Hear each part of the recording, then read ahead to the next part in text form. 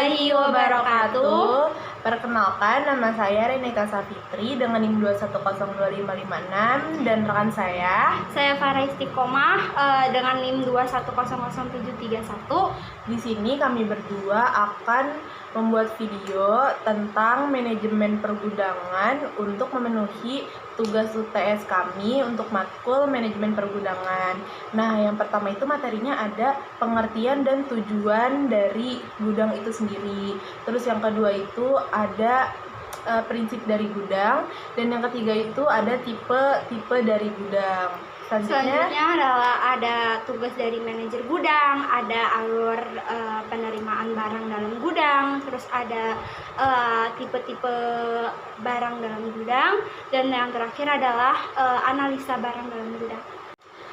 Nah, jadi yang pertama itu ada pengertian dan tujuan dari gudang. Pengertian dari gudang itu sendiri adalah tempat penyimpanan barang sementara, dan tujuan dari gudang itu tempat penyimpanan barang.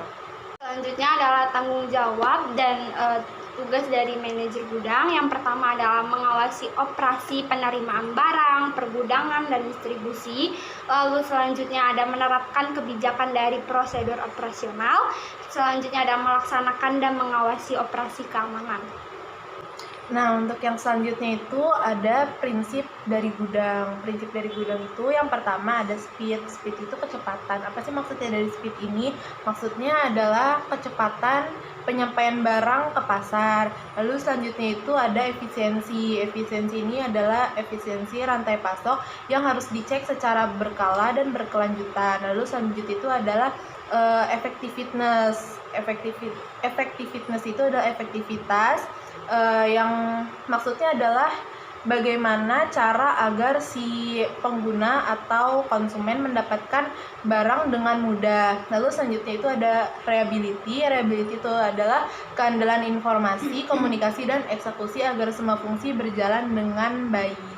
Selanjutnya adalah alur aktivitas barang. Jadi alur aktivitas barang itu pertama tuh barang datang, di recycling sama pihak gudangnya. Terus ada put away. Put away itu kayak nyisihin barang-barang mana sih yang mudah pecah, mudah terbakar, segala macam.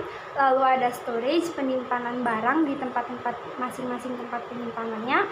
Terus ada picking. Picking tuh ngambil dari tempat penyimpanannya. Terus ada sortation. Sortation tuh kayak menyortir barang ke masing-masing ekspedisi. Terus selanjutnya adalah delivery, pengiriman barang agar sampai ke tangan konsumen.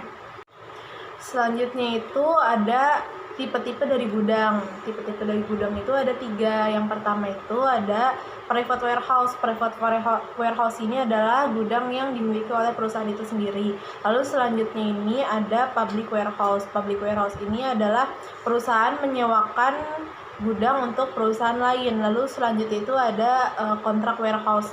Kontrak warehouse ini adalah perusahaan menawarkan fasilitas membangun, memiliki, dan juga mengoperasikan gudang dan barang. Selanjutnya ada langkah analisa barang. Jadi langkah analisa barang itu ada 8. Yang pertama itu analisa barang dan tipe storage. Yang kedua rencana operasional warehouse. Yang ketiga menentukan kebutuhan material handling, equipment handling. Yang keempat menghitung kebutuhan space warehouse.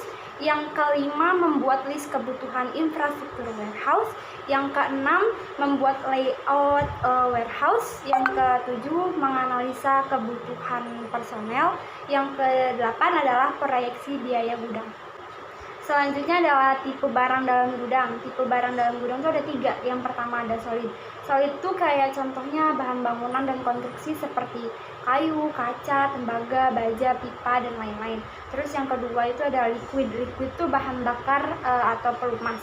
Terus yang ketiga ada gas. Gas itu biasanya bahan-bahan kimia. Baiklah, sekian dari kelompok kami. Kurang lebihnya mohon maaf. Wassalamualaikum warahmatullahi wabarakatuh.